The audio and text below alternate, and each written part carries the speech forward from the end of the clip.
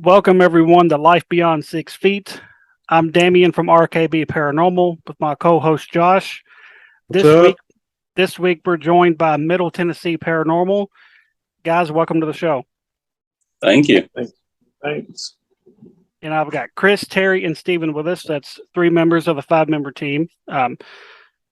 So I'm just going to start right out the gate. Who started the team? Steven. I actually started the team, yes. We started in 2020, and it was me and Terry. And the reason why we started was because nobody would actually rent us a location for an overnight unless you had that team name. So we come up with Mid Tenn Paranormal, and then everybody started letting us do overnights. That's cool. I think a lot of teams started in 2020 because that's when we started too. So I think the pandemic with being limited to do stuff, people were just like, "Hey, let's go fucking ghost hunting." So Yeah. Yeah. and so that's when we started too. So Chris, how did you get joined up with them? Well, I started actually over at Old South Pittsburgh Hospital and really did not believe in the paranormal then. I was just wanting to do something on my spare time. And, over the couple of months, I became friends with Steve and Terry and doing more and more investigations and learning about it. And it's just automatically just hit me. And I asked if I can join. And I don't know, it's been a great experience so far. So whenever you went to Old South Pittsburgh, did you do one of those group events, or was it more of a team thing, or how did that go? Actually, well, the first time I went, I did a day tour and with my partner Josh, who is on my team. And we just kind of went there, did the day tour, fell in love with it, then did a couple of night tours, and then finally, Ronnie that owns the place asked me if we could volunteer, and we did. And then, becoming friends with Steve and Terry, it just progressed on more and more. And like I said, it's been a great experience so far. It's awesome. And also, not to get the Ronnies mixed up, our owner at the hospital is also named Ronnie, like the Lynchburg guy. So Ronnie D is who ours is. Yeah. I think I've chatted with him a couple times. I think we may have met him when we went down to Old South Pittsburgh in 2020. We did one of the public events, which we aren't big fans of, but it's just one of those things that if you're trying to take it seriously, it's hard to do a public event. If we're just going just kind of for fun and just for shits and giggles, that's cool. So who was like the third member? Chris, were you the third member, or was there somebody that joined before? Pretty much I was the third member, and then I talked to Josh about it, which me and him's been together for like 6 years, and I told him about it. I was like, I said, I asked to join their team, and we're part of Old South Pittsburgh team also, and I was like, this is another good opportunity for us to learn more, because Steve and Terry, I've learned a lot from them and from other investigators, and I'm still learning to this day. But yeah, I was actually the third person, and Josh would have been the fourth. And so Ashley would be y'all's newest member then, right? Yes, correct. Cool. And y'all also volunteer at Old Harriman Hospital too, right? Yes. Yes. Which do you like better? Old South. Yes. Old South. Yeah. But we know Old South more as well. I mean, we've been, of course, to Harriman a bunch of times, because before it even opened, me and Steven were actually the board members with them. So we got to go in and kind of check it out and make sure it's haunted before Ronnie bought it.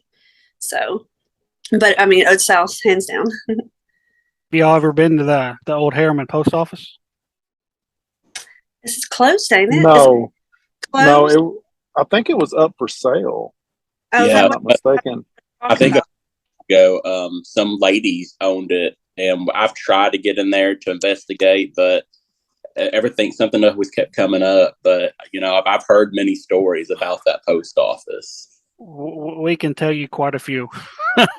Absolutely. Because they did have it opened up for investigations for, I guess it was probably about 6 or 7 months. Yeah, And we were, I guess, one of the lucky few that got in there, and We'll just Place put it was this way. crazy. It was fucking insane, and 3 of us ended up getting scratched before the night was over with. Oh, Well, Yeah, two of us got scratched just during the walkthrough. Um, Which, if I had to say, the walkthrough was probably the weirdest part of it all because they were being not completely forthcoming with all the information they was giving us. yeah, so like we don't know if like they weren't allowed to tell us certain things or if there was just certain things that they didn't want to talk about. But it we all felt like once we left that they were kind of hiding some stuff, mhm. and Right. the building as an old post office was weird because they had like 2 vaults in there, which I'm like, why do you need vaults in a post office? Yeah. And they had a room downstairs in the basement, like another built-in room inside the basement that reminded all of us of an interrogation room. Hmm. And Yes. and I'm like, what do you need this for? And yeah, They would not elaborate on that room whatsoever. so it was really weird. So if y'all ever could somehow talk whoever owns it now into getting in there, I think y'all would be surprised once y'all leave. So what's like the story they told y'all? Like what makes it haunted? They wasn't real for sure why it was haunted. They were putting it off on like the past. There was a lot of things that went on in that town many years ago that they were saying was the reason why that place had so much activity in it. It was a town that was brought up directly related to Christian values, but the things that they talked about went on underground were completely the opposite. You had a judge and a sheriff that pretty much controlled the entire town. Whatever they said went. There was brothels and gambling and drinking all underground, all the businesses. There was, from the way they explained it was, is there's actually tunnels that connects from one business to the next. Oh, well, that's kind of Yeah.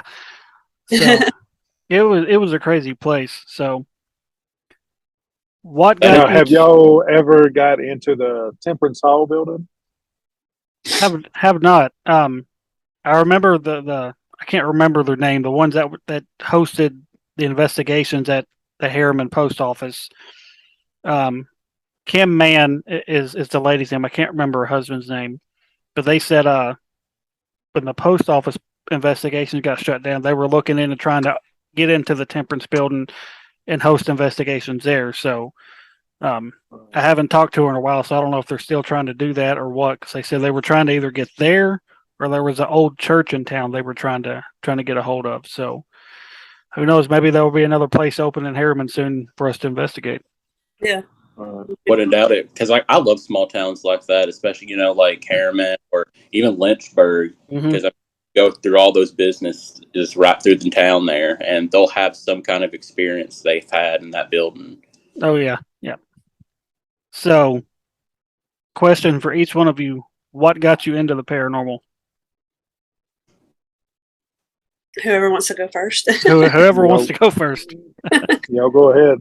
Y'all go ahead. Well, for me, I'll go ahead and start it. Stephen actually got me into the paranormal. I mean, I've always, loved like the haunted things growing up and everything. But as far as like getting any kind of experience with like any kind of spirits or anything like that growing up, no, I never encountered anything. So for me, I was a skeptic. And 2, we're young parents whenever our kids were born. So we didn't have babysitters and things like that to be able to get out and do things. And now that our kids are grown, we decided to go ahead and just jump into it and see what it's like. So we started out at Old South Pittsburgh. And we went there, did some tours after tours. And then that's when they finally asked us to be a volunteer. And still skeptic myself with things like that when I went.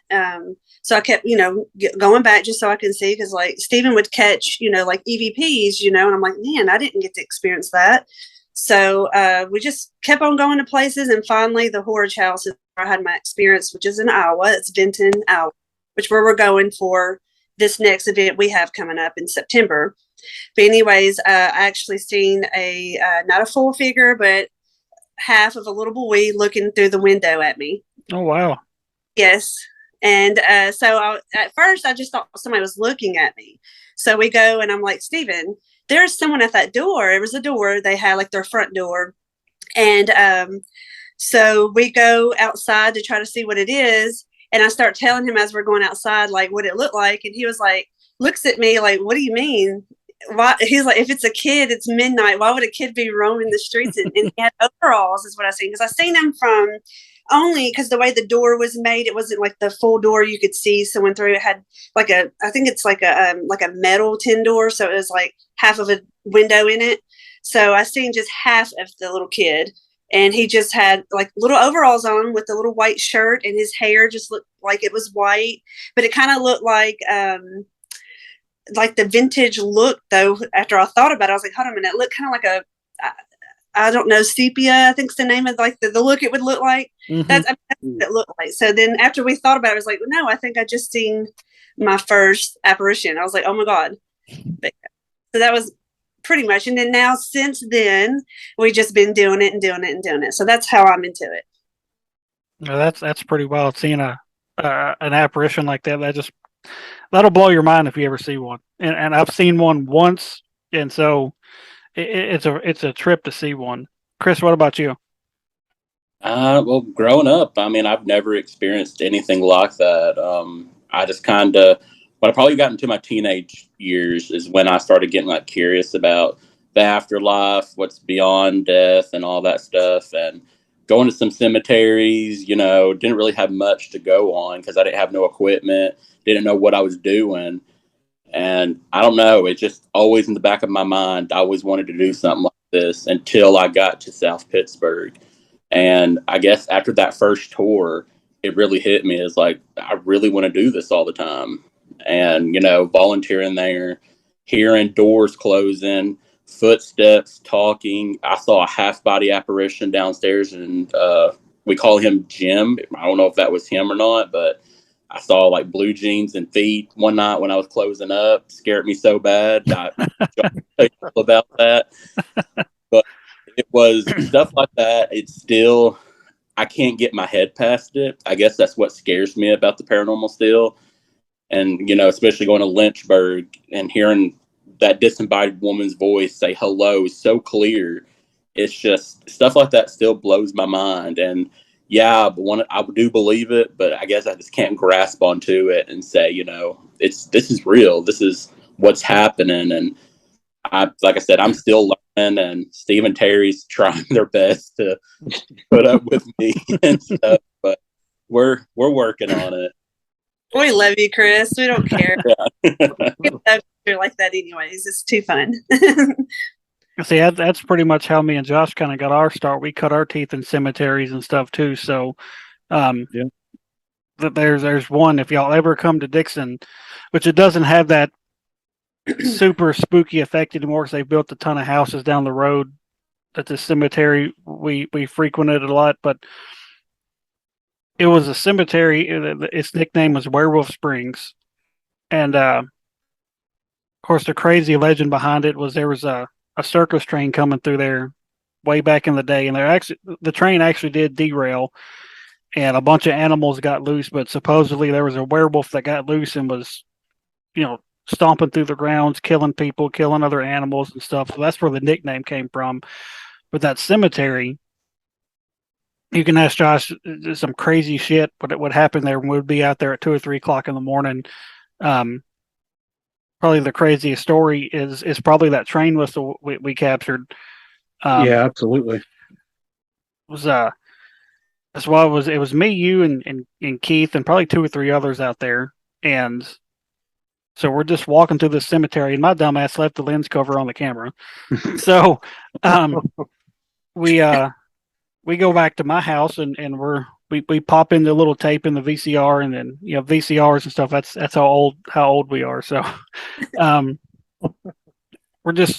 we hear in the distance like this old steam whistle of a train, and there is trains that still run through there, but this was like a back in the day train whistle. Yeah. and none of us recall hearing a train while we were out there, and it just that was like the first thing we ever really captured. And then there was another night out there. We remember we captured a little girl like clear as fucking day saying good morning to us. Oh wow. So if y'all ever venture out this way, because y'all are what, in Cleveland? We're actually near Nashville. Me and Steve we're from Smith County, Carthage, and then John and Chris and Ashley are all Cleveland. Okay. Mm-hmm. So yeah, if y'all ever get out this way, that's probably the spot a lot of people know about. That's people say it's haunted. So Stephen, how'd you get into the paranormal? I grew up with it. I mean, from every house we've had, I mean, as a little kid, my mom and dad, it was my first time ever seeing something was my granddad that had passed like a year before. And I seen him just turn out of his bedroom that he stayed in at the house. My mom and them took him in, the last little bit. And he come out of the room, just walked down the hallway and looked and just kept going. And I knew it was him, but I knew he was dead. I was old enough to know. But that was my first thing. I mean, it was like apparition plus, paranormal at the same time. So that's kind of what got me going. And ever since, I mean, we grew up in two houses my whole childhood life, and each one of them always had something going on in it. And my mom and them, they bought a old pre-Civil War home out at Toker's Crossroads, and which it was, had slaves and stuff there on the property at one time. And me and Terry's been there. That's when we first got together, and we heard like the old phonograph, like record player, like how you put the needle on and it's that scratchy, that like that. Yeah. You could hear it, right, and then hear that time period music. And Terry was like, "What's that?" I said, "Shit, there ain't nothing like that in this house." So hell, we took off downstairs, and like Terry has seen. I think it was Terry, it might have been my dad, one of the two, that seen something in that house also. Come out of the bathroom, through the living room, straight to the bedroom there, and just like walk out that window. It was your dad. That wasn't me. Okay. But yeah, it was creepy as hell out there. Like, I would get off at like 2 a.m, 3 a.m, and have to go out there, and it'd be just fucking dark, man. It's all get out, man. Have to walk up to the house and go in that creepy bastard and go upstairs and go to bed. I was like, yeah, but it was pretty bad. That sounds like a good time to me, though. Yeah. Well, the house we live in now that we bought 4 years ago, the people that live here built the house. I think it was 1954, I think, maybe, if I'm right on that year. But they built this house, and they're the only ones that lived here, of course, with their kids. But they also passed in this house, and they both passed in mine and Stephen's bedroom 6 months apart. They were both on hospice. And he died with dementia, and I don't know what she died with. But, I mean, Stephen and them has encountered, Shirley is her name, that's lived here. But I've not encountered, like my kids have. But I've not encountered anything here at my house. I don't know why. I've tried to, talk to see if maybe I can get, something, but I've not got anything. But Stephen and them get stuff all the time and hear and see things, and I don't. Huh. I don't know. We experience shit here at my house all the time, too. My wife will hear stuff, see stuff. I'll hear and see stuff. Our kids will come running saying they heard or seen this. And what's really weird is I've told Josh about this quite a few times. It seems like over the last year or so, about 2 weeks out from a planned investigation, shit here will start picking up. And it'll be like stuff out of the ordinary. Like normally it'll just be like whispers, or we'll hear somebody walking through the hallway, maybe a knock on the door, just that, minor stuff. But when it starts picking up, things will be knocked off the counter, something will be pounded on the back door. It's pretty wild how it'll be dead for like 2 or 3 months, and then like almost on cue, 2 weeks out, stuff will start happening. So, like I said, we got an investigation in about 2 weeks. I expect stuff to start picking up here anytime. Well, I'm going to come right over there. No, I'm just kidding. So I can like our house, she said they both died in our room, but he had dementia and she died first, so he always expected her to come back home every day, and which she was never coming back home. But I think he was actually like 103 or 104 when he passed. Wow. Oh, wow. His obit was like 5 pages long, so you could look him up if you ever. Yeah, he was like a war hero, postmaster general. I mean, he was a good 5 finger scrolls, on a phone or reading his obituary. He had a car dealership here in town, a well-known guy, respected guy. But I think I was actually getting some stuff ready or something. I had some cat balls, and like if something gets around me, like it's like a pressure to me, kind of. It's like something's invading your space. Like, okay, so something's here.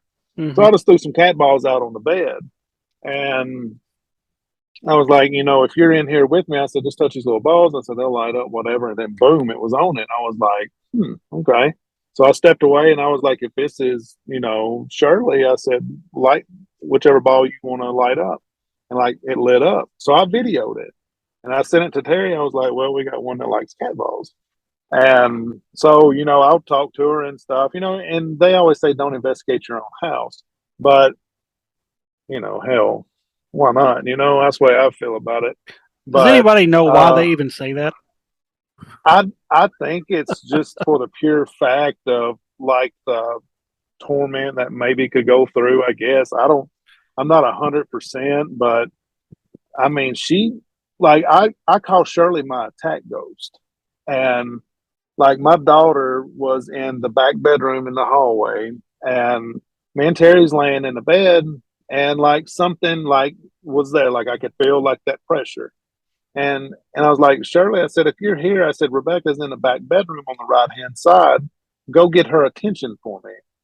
Like, I fucking shit you not, like 30 to 45 seconds, Rebecca calls the phone and is like, Daddy, something just got through at me and it's white. I'm trying to find it. And Terry was like, you need to stop that shit, and all that. And I was like, well, I didn't know. Get him on my kids, but see, my daughter didn't know that he was asking that either.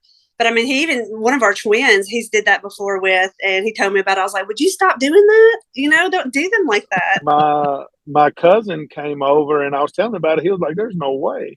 And I was like, bullshit. And like Bianca's in here making some food in the kitchen. And I was like, Shirley, I said, if you can hear me, go in there and get her attention.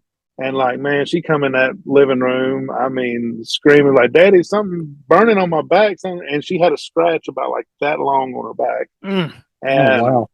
and I was like, Shirley, I said, you can't touch that hard. I said, you don't need to do that. I said, you might not have known, I was kind of just told her, but I hadn't done it since, but I was like, I tell Terry all the time, like, keep on. I'm going to put her ass on you, keep on. I'll fight it.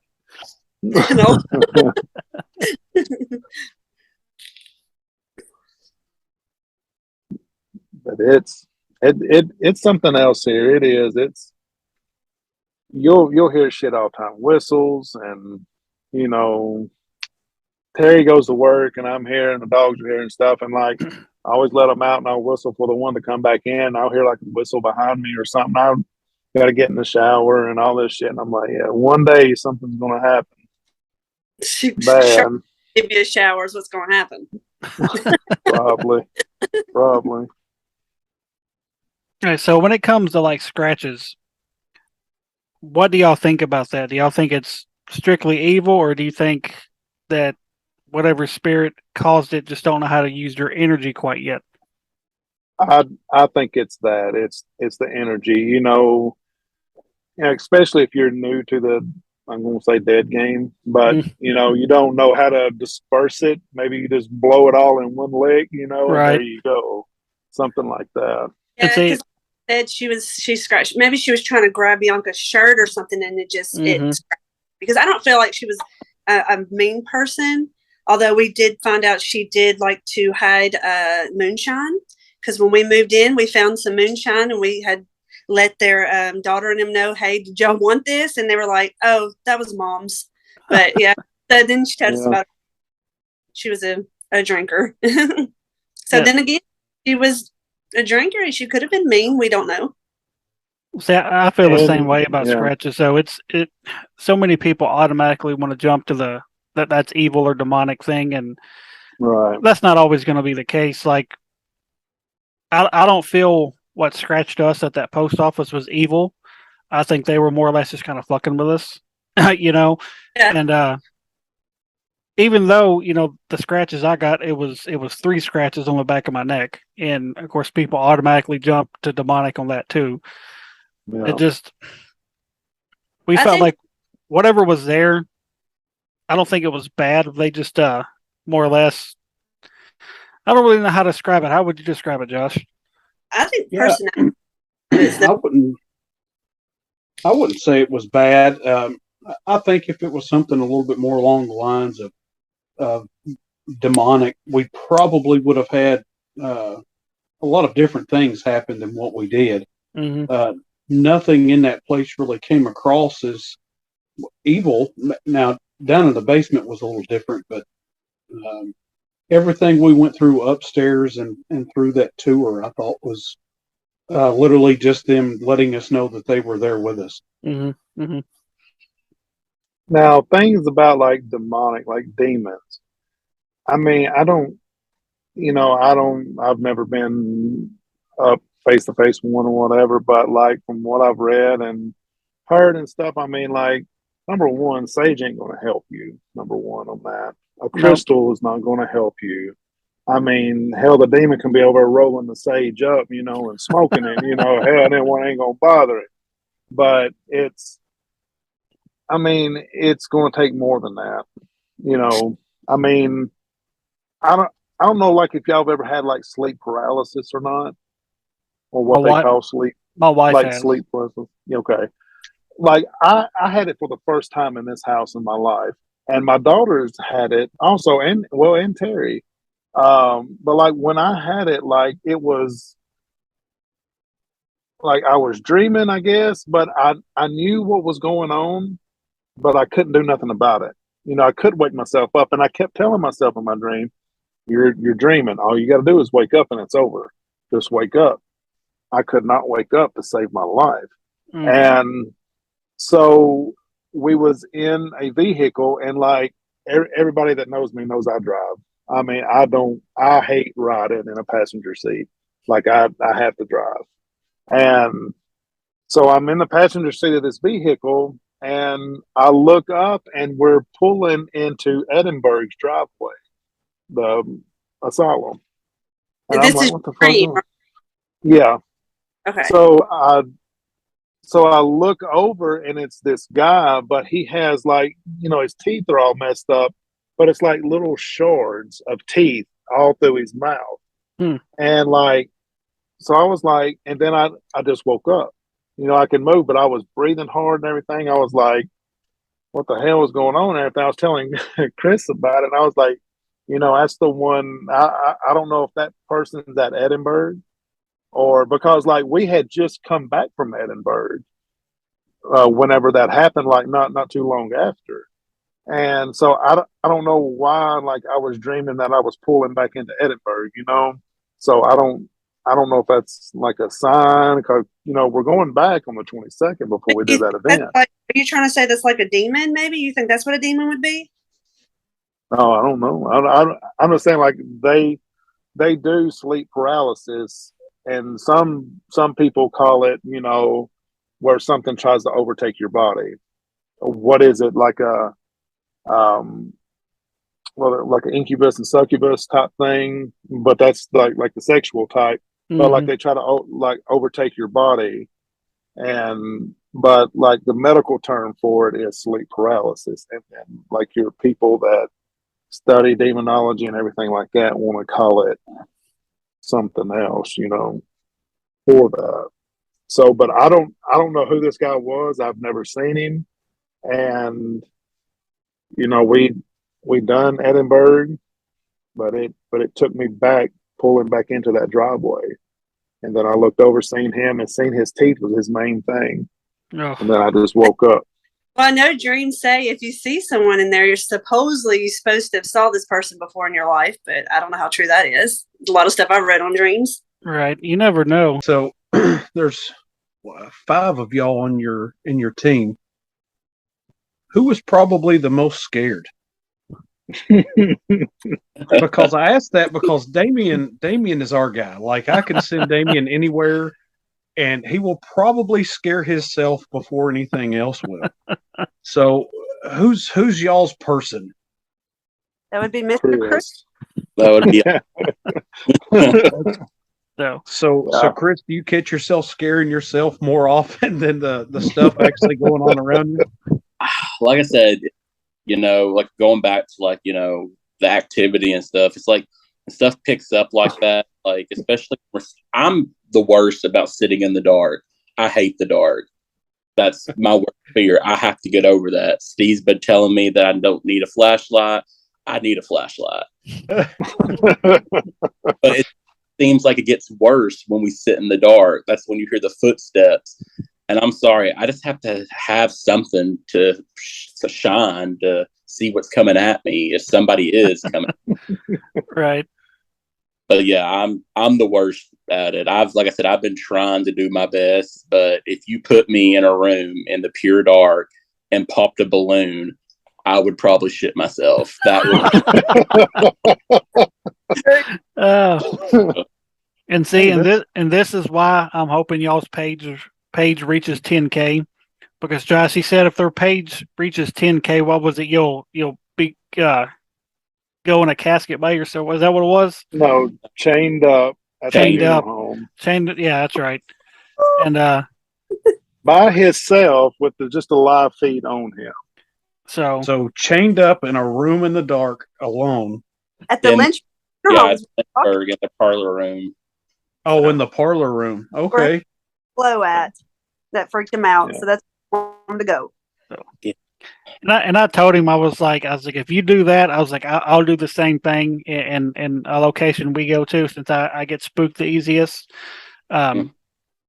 So I told him he should do it regardless if they reach that goal or not. So yeah, I mean, that's what I was telling you. I even offered him like what was it, the embalming room to do it, but he'd rather done the parlor. Like I said, man, it's going to take me a while to get used to like all the noises. I mean, I know what we're there for, and yeah, I got to start overcoming my fears, but I don't know. I've been like this all my life. I mean, somebody come up behind me and just scream, "Hey, I'm throwing stuff." I've always been a nervous person, and I will probably never get over that. So at that funeral home, since we've all been there and experienced that, what would you say would be the weirdest or oddest thing about that place? I mean, it's just a funeral home in general, so it's just just going into a normal funeral home is just weird and odd to me. It's an uncomfortable feeling, and just knowing bodies have been in there, like a lot of sadness, and I don't know, it just brings an odd feeling when you enter the door at any funeral home place. But that just being old and creepy looking, that sets the factors like 100 times more. Terry, was you kind of the same way, or did you experience anything different or feel anything different inside of that funeral home?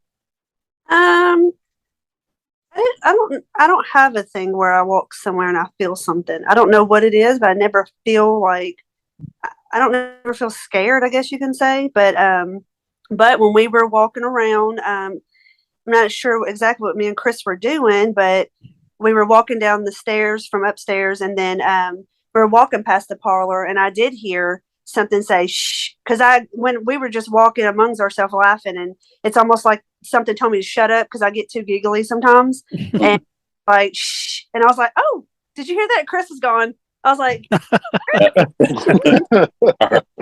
Already gone. but I really I don't know if y'all got to see the guy's Ouija board. It's old. I forget what year he told me, but I really love that guy's Ouija board he had in his desk that Ronnie had. So I don't know if you that, but that was really cool to me. Yeah, he had told us about it, but I don't think they had showed it to us. The No. stuff that kid did in that house, like the last family that lived there, I think he may have stirred some shit up.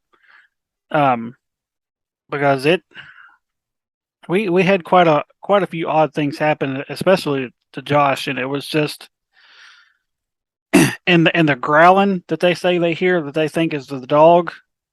The growling we heard, the best way to describe it was probably how my wife described it, and it sounded like the growl that the Predator does off the Predator movies.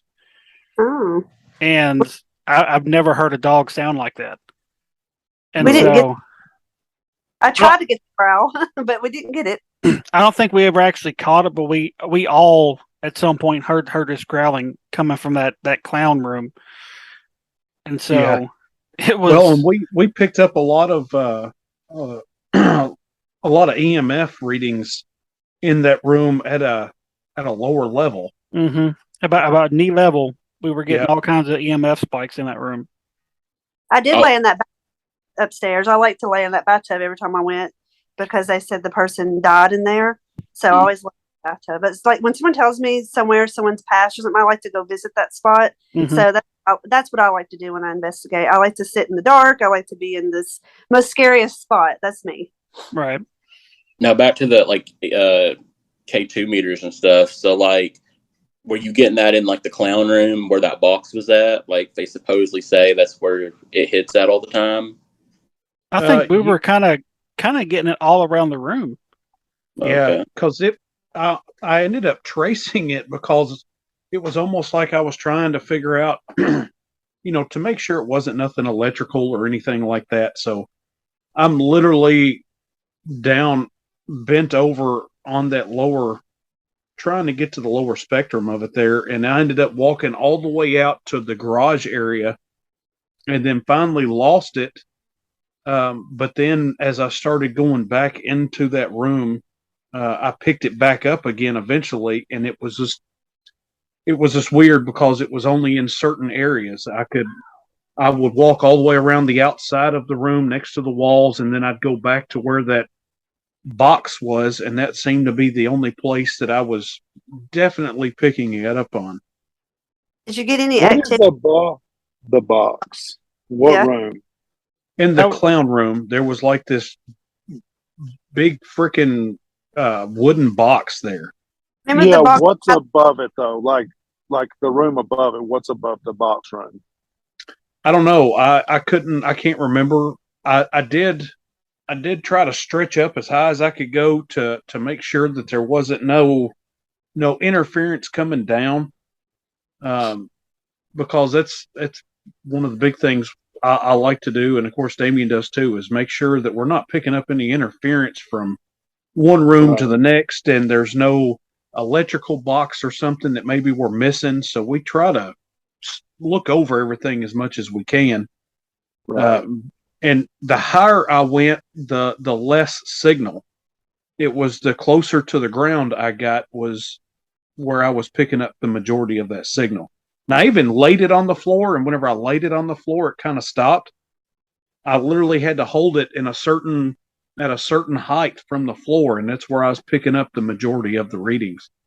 Something floating. Mm-hmm. Yeah, it was almost like it followed us around for quite a bit while we were on that back side of the funeral home, and then it just eventually went away.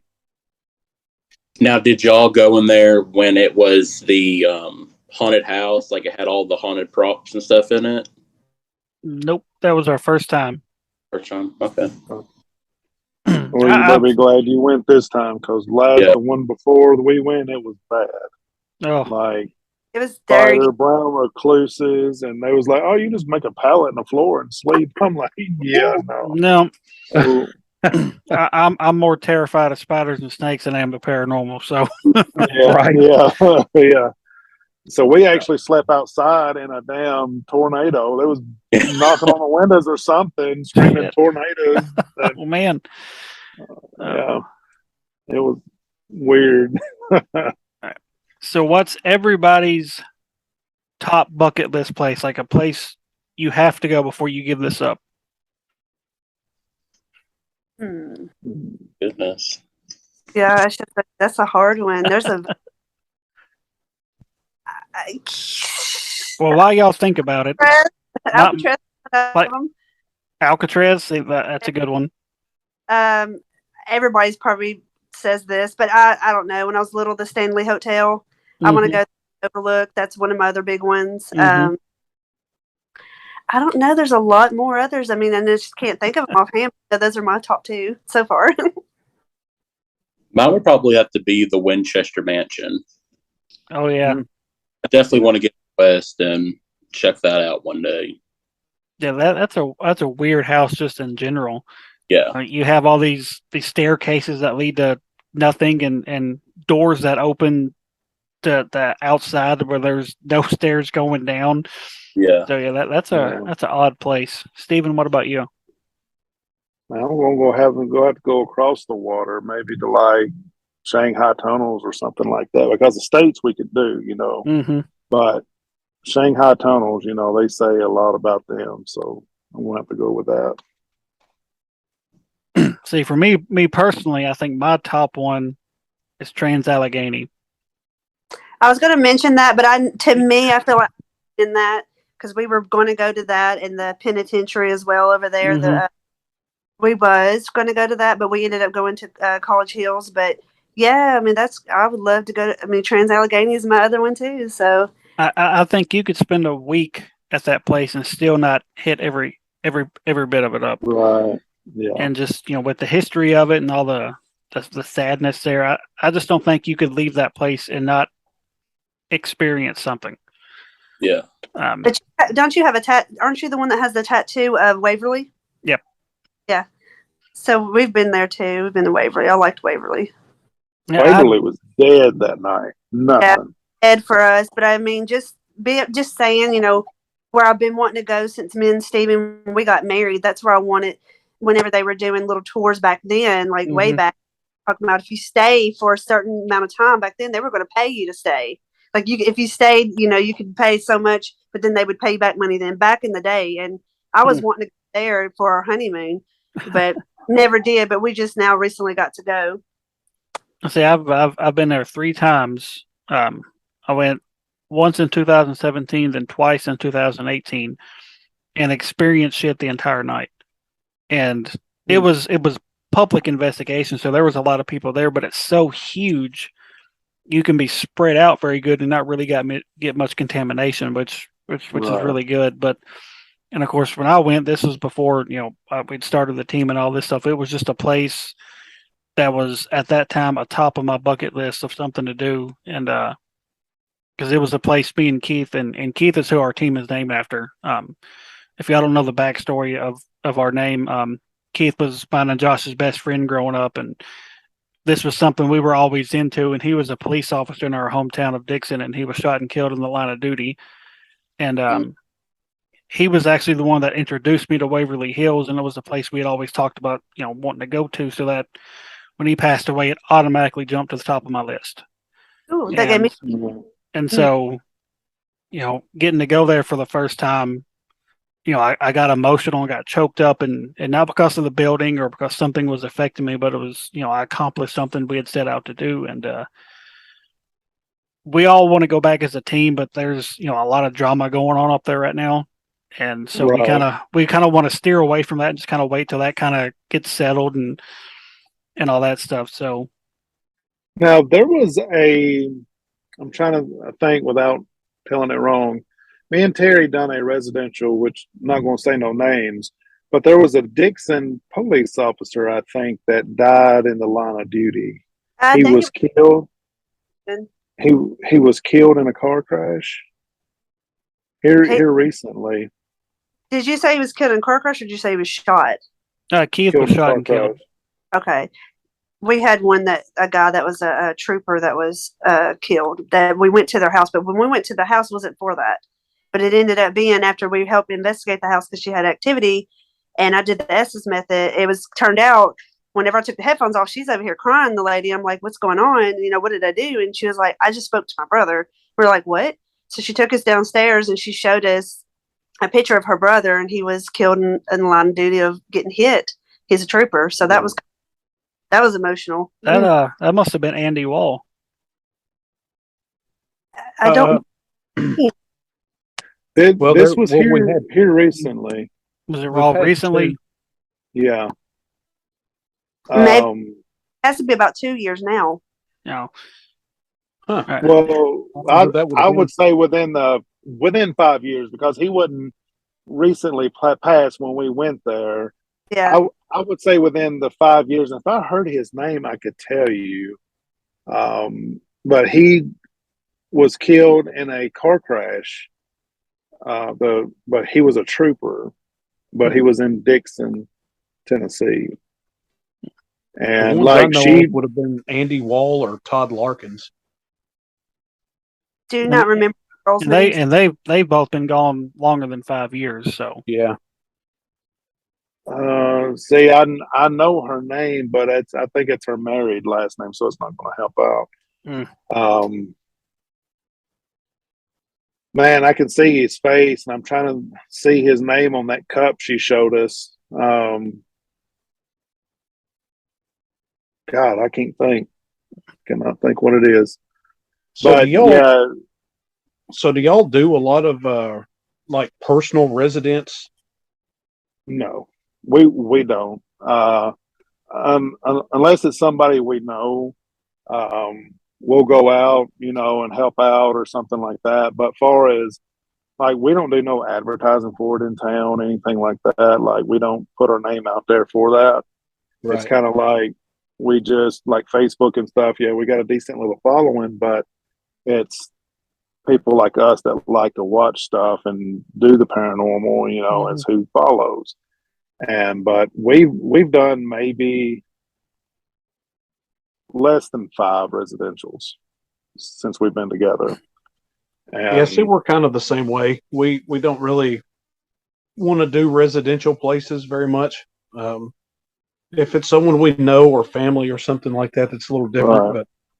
Right. But and for the simple fact, we've had people reach out to us and explaining all this stuff going on in their house, and I'm like, the shit they're explaining to us that's going on is like stuff you're going to like you see in The Conjuring, right? And I'm like, we're not cut out for that type of stuff. Like, sure, I'd love to witness that, but I'm not going to know what the hell to do. Well, when we get off of this, I'll send you a screenshot of a person that I say avoid. She's a little out there. Oh. I won't say who it is on here, but I will tell you when we get off here, I'll send it. Just be wary of her because she's very out there, and a lot of people has blocked her and got rid of her because she's just a little nuts. So we have had kind of like the one that hit us up. All right, and another reason, we don't really want to do residentials is say this stuff they say is going on actually is going on, but we go there and we don't experience anything. In their head, they're going to think they're absolutely nuts because we didn't capture anything or we didn't experience anything. And I don't want to like let them down and then turn around and say, okay, we didn't experience that. And they're like, oh, well, maybe I'm just crazy. And so I'd rather leave it to the teams that don't mind doing the residentials and just let us stick to the commercial properties and stuff like that. So yeah, I always plus for the pure fact of just having people just say, hey, you come in and did this, you ramped it up even 10 times more, I'm getting hurt now since you come in. Yeah. You don't want that. Yeah, that's what I was going to say. I worry about the ones that might say, well, it wasn't like this. They brought this, or, just people that might feel that way. I don't know. Mhm. I just don't want to be put out there as where we did something we're unexperienced or something. Right. So now y'all have talked about wanting to team up with our team, and that's something we're 100% open to. What is the location y'all would like to tag team with us? Shit, we're open to anything, really. I mean, hell, we go coast to coast. Where you gonna go? See, and we haven't traveled very much out of state. We're finally gonna, I guess, start doing that. I guess, kind of next year. But like in state, like a big place we could possibly tag team is where we started out at Brushy Mountain. I definitely want to go to overnight there. We've only did day tour, but yeah, I'm up for that one. We've been trying to get in that one. Then COVID happened and everything. Heck yeah! If y'all want to do that next year, I'm down for it. Well, see, it's on our docket for next year. We want to return because next year will be our 3 years, and we started unofficially at Brushy. And we just had so much happen when we went there, and we didn't have any equipment when we went. We had a digital recorder and an EMF detector. So we didn't really get to document much of anything that happened. Yeah. And like I said, that place for us is probably in our top 3 of most active places we've been. And so, and speaking of most active locations, what would like your guys' top 3 most active places you've been? Old South, Edinburgh, and probably Farrar. Yeah, Ferrara was good. Those are my top. Well, I got to put Horse House in there because of everything. Yeah, Horse House. Yeah, They have a train yeah, I feel like depot Horse House. connected to the Horse House. That was good. But yeah, I would say, like he said, Oat South, Edinburgh and Horse Edinburgh House. and Horse House. Yeah, so far for us. See, like I think for us would be Brushy Mountain, Octagon Hall, and then probably Old Scott County Jail. Yeah. And so, yeah, What about you, Chris? What's your one you think's the most haunted? Everyone too. I think the most is like Old South and definitely Lynchburg because that terrified me, and Octagon Hall because me and Steve went there. Terry couldn't come with us on that one, but yeah, definitely Octagon Hall. That was a creepy place. Oh man, it really is. It's we plan on going back there too next year. Because just so much weird shit happened, and we were there for a public event, but it was only about 15 people there. But we kind of got to do our own little thing, and pretty much every room we went into, we was having weird shit happen. We captured growls in the nursery. Whatever was in the basement did not like women whatsoever. We heard shit. Me and Josh climbed up in the attic. We heard shit going on up in the attic. Climbing up the attic was an adventure, wasn't it? It was. Oh my god! And see, I'm not on a big guy. I promise. and I'm not big on heights. And that very unsturdy ass ladder, trying to climb up that ladder, I'm like, just don't let this motherfucker collapse on me, I definitely want to go there because I didn't get to. And then you just said that. What did you say? Where at? That it doesn't like women. The same, like it doesn't like women in the basement. Oh, see, where I'll go. Yeah, the basement definitely was against women altogether. But it also didn't help that one of the event coordinators was provoking like crazy. Yes, he was. So that didn't help matters. But it's definitely a place we want to go back to. Yeah, so as far as provoking, like we don't provoke either, and we was at Farrar, the schoolhouse. We was in the basement or the boiler room type area, janitor's area. Terry was down this little rock hallway that just dead ended with no rooms or nothing down this hallway. I don't know what the purpose of it was, but she's down there in the chair with the headphones on, and me, Chris, and Josh is in chairs, and supposedly the janitor was messing with kids and everything, and so we're sitting down there. Terry's doing all this. He's fuck you and all this stuff, on there, and she's yelling it out. So I was like, all right, motherfucker, let's play this, So I was like, why you cuss? Why you got to cuss us for? I said, what are you, just a fucking pedophile? Got to mess with little kids? You got to screw little kids and all this stuff? And I was like,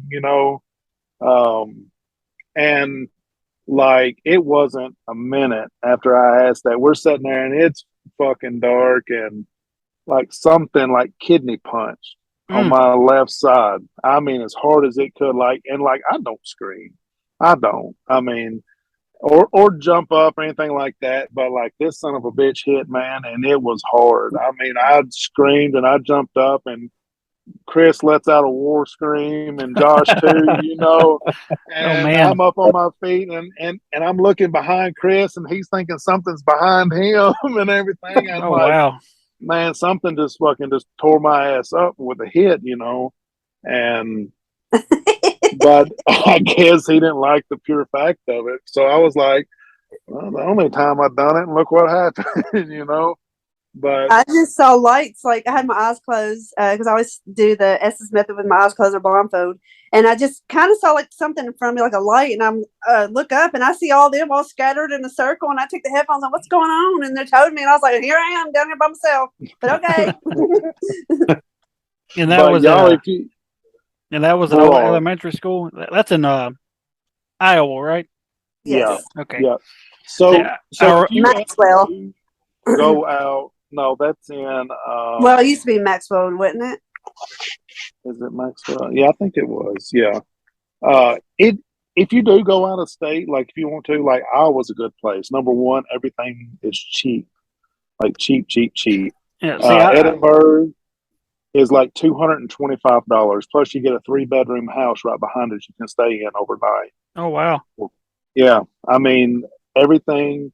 Malvern Manor, we done it. I think it's less than like 400 or maybe $400. We did the Axe Murder House, but we only did the day tour. We couldn't do the night tour since we had everything else planned. But we did our stay night. But we did do that. That was nice. See, when y'all first posted about the Horridge house, and it said Benton County, I was like, oh shit, man! I was like, I just found us another place in Tennessee to hit up, and I messaged Josh and was telling him about it. I was like, man, they got this house, and it comes with like this train depot you can investigate, and I was like, hell yeah! And I remember I even messaged them to kind of see what their prices and stuff were, and then I got to Googling about it, and I couldn't find anything in Tennessee about this place. I was like, why is everything coming up Iowa? I was like, what are they talking about? and then when I actually found out where I was at, I was like, well, that's kind of a bummer. But yeah, we plan on doing some more traveling. It's just been over the last couple of years, just between work and all this different stuff. It's been hard to get out. But next year we plan on going up to Poasttown Elementary up in Ohio. Yes. That's going to be our first big out-of-state place, so we're pretty pumped about that. And there's a lot of places we want to go. So we become friends with the ones that own will run the Horridge house, and that's why we're going back again in Iowa. Is because I was like, I didn't want to like continue to go into different places, but they invited us back, so they're doing Lincoln County High School. I don't know I don't know what the name of the blind school is, but it's on our post. Okay. We're doing that one and some other ones she threw in there too that we're going to do, but we're helping host the event there. Okay. So y'all got that coming up. What else y'all got coming up here in the next few months? Here at the end of August here, we got the Bigfoot Festival we're going to set up at. Then we have the Iowa, and then there possibly Stephen and a few of them are going to get to come to the one in the Wilson County Fairgrounds there. Wilson County, yeah, the Phantom Paws and Historic Calls. Yeah. I'm working on trying to go with them, but I'm not 100% sure, although I really want to go. But well, you just need to you need to tell them I got prior engagements. That way we can all officially finally meet. So yes, I really want to go, but it's so hard because we rotate, so everybody has their weekends already set. So our year planned out basically, but I'm working on it. We'll see. All right. So where can people find you guys if they want to look you up on the internet? We got our Facebook, TikTok. We've got, what is it, Instagram. Chris, what else we got? Snapchat. Snapchat. And I am about 75% done on this website. So if you go on there and pull up Mid Tennessee or Mid Tenn Paranormal, it's going to show me as like Ashley Jones. That's not my name. and it's going to say I'm some kind of tech or something with cameras. I'm not. So I just got to kind of finish that up, and then it'll be completed. And I just working on it here and there. Right. I can't do it, so I'll leave it to him because I am not smart at setting that stuff up. We'll leave that to Steven. It's super simple. I'll put together our website in like 2 days. Well, That's what they told me was 2 days if I didn't know nothing. Well, now it's been like 3 months. And I still haven't got it finished. So but it was really good chatting with you guys. It seems like y'all are doing some big things. And definitely down the road when y'all got some more locations under your belt and some more experiences, we'd definitely love to have you guys come back on. Definitely. Yeah, we definitely thank y'all for letting us get on here, and nice to meet Josh. And yeah, we'll get together like y'all said and plan something together and go somewhere. Like Brushy is a thing. Brushy's a thing. If y'all want to do it, I'm down. Yeah, like I said, that's a place, one of those places that I don't think you'll leave disappointed. Which I've never left disappointed from a place because you got to know going in that you may not have anything happening. Yeah. So, I mean, we've had a couple of those, dead nights where we didn't get absolutely anything, either personal experiences or captured, but it wouldn't stop us from going back there. Like the old stone jail up in Franklin, Kentucky, pretty much a dead night for us, but we want to go back. Yeah.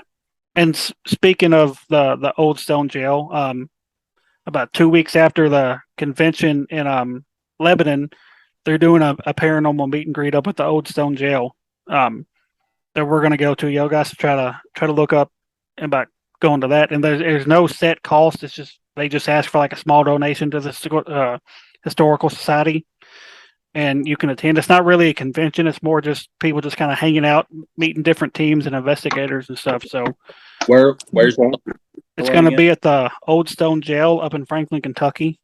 Franklin? Okay. Let me see. I think it's like November 12th. I think it is because Okay. I think it's like 2 weeks after the convention in Lebanon. Pretty sure that's when it is. Because Lebanon is what, October 22nd? That's October 22nd. Yeah, the meet and greet up in Franklin, Kentucky is November 12th. So like Terry, maybe if you can't make it to the convention in Lebanon, maybe you can make it up to that one if y'all decide to go, and we can meet you then. Yeah. So, Definitely. all right, guys, that's going to about wrap it up for episode number 2.